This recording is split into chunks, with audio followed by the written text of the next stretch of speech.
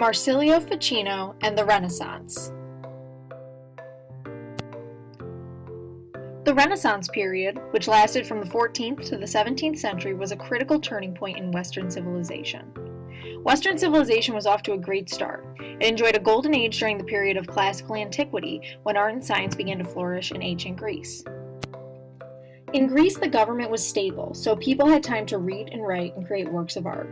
In Athens, a genius named Plato started an academy for philosophers, meaning lovers of wisdom. This was the first university in the history of the world.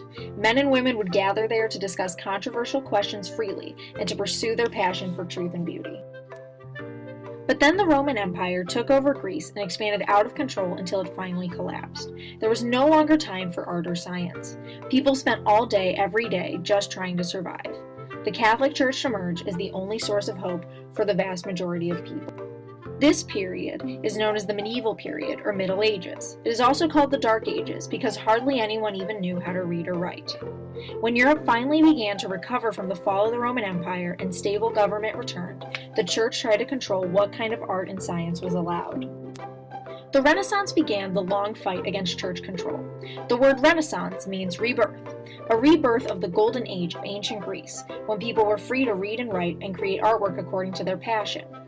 The first task of the Renaissance philosophers was to recover the ancient Greek philosophy books that had been forbidden by the Church.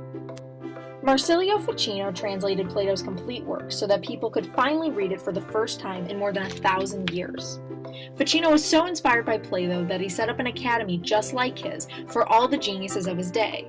Since the new universities were still controlled by the Church, Ficino's academy was a freer place to study. The liberal arts are crucial to our modern conception of the university, which is free of church control.